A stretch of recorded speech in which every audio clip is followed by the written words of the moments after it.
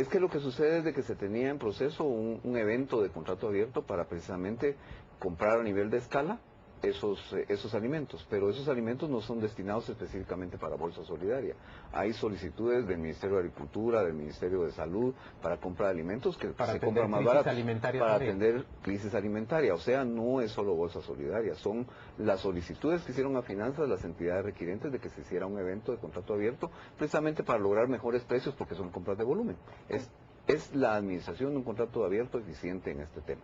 Y si se habla de recortes, de apretarse el cinturón, ¿por qué no hablar de recortes también en rubros de publicidad del gobierno? De que el gobierno sacrifique su promoción ante el guatemalteco para no arriesgar rubros como en salud o educación. Fíjese que hemos hecho ya toda una reestructura. Hicimos un acuerdo de contención del gasto en donde esos rubros han sido limitados y se están limitando desde ya. El primer cuatrimestre del año nos presenta una ejecución atípica con respecto a los años electorales en otros periodos. Estamos ejecutando por debajo del 22% en la ejecución del cuatrimestre, cuando en otros periodos ya llevan casi cerca del 40-45%, porque tenemos un acuerdo de contención de gasto y además tenemos controles en las asignaciones. No podemos irnos más allá de lo que está asignado entre el presupuesto, y por eso lo importante es tener un presupuesto aprobado, porque los años anteriores a los que usted se refería no se contó con presupuestos aprobados por el Congreso. Entonces era el movimiento de transferencias y era movimientos que permitían hacer algunas flexibilidades en el presupuesto público. En este periodo no se puede hacer así. ¿Qué ha ocurrido en esa reunión de la que usted nos habla hoy por la mañana con los jefes de bancada? ¿Se ha logrado persuadir a los representantes en el Congreso, incluso de la oposición, de que es necesario aprobar las fuentes de financiamiento para el presupuesto?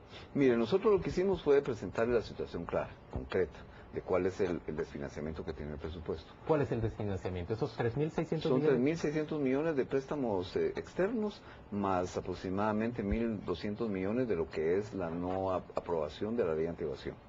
Eso es el desfinanciamiento total del presupuesto. Pero esos 1.200 millones de la ley antievasión era lo que se tenía contemplado si la ley se aprobaba a principios de año. Así es. Vamos hacia el mes de mayo.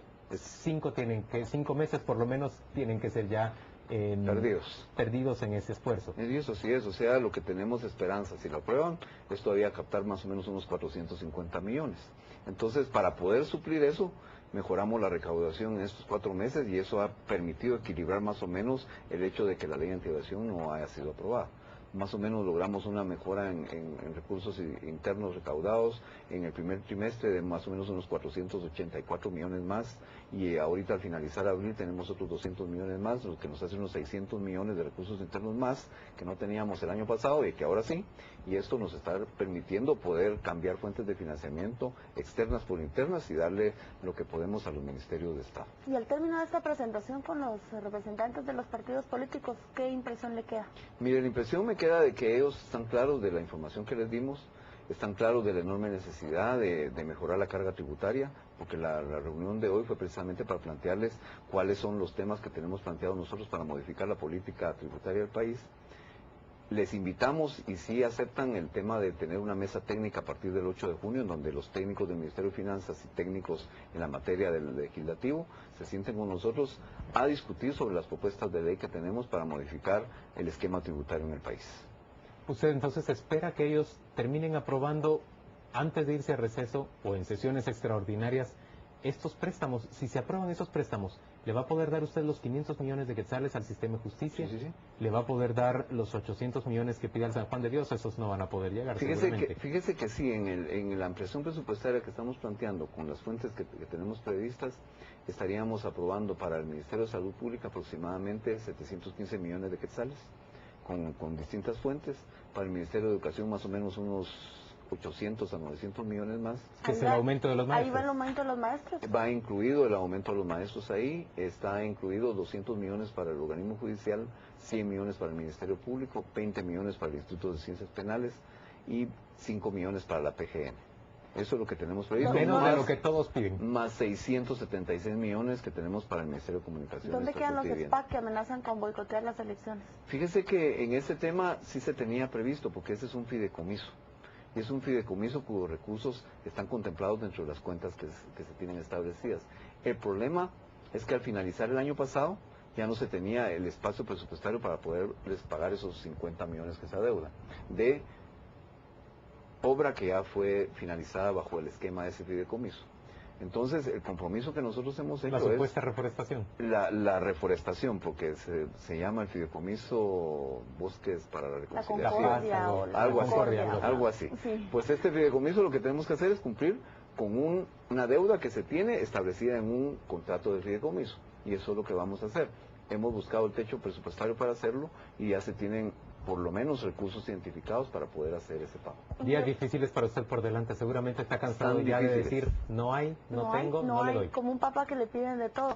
Pero me voy a adelantar al próximo segmento para que usted nos conteste la pregunta que vamos a tener con nuestros siguientes invitados. Piden que les devuelvan los 50 millones las agrupaciones de artistas para poder funcionar escuelas de arte, la Orquesta Sinfónica, la Marimba Nacional, bueno, un sinfín de requerimientos culturales. Y no están pidiendo más, dice que quieren que les devuelvan lo que ya tenían en años anteriores. Peticiones como esa, señor ministro, ¿cómo decirles sí o no? Mire, fíjese que ese tema, incluso con el ministro de Cultura y Deportes, ayer estuvimos sentados viendo cómo algunas fuentes de financiamiento que ellos tienen y saldos de caja que quedaron del ejercicio pasado se pueden incorporar en este presupuesto. Con eso vamos a estar paliando por lo menos un trimestre más de lo que son las peticiones que hacen esas organizaciones de artistas.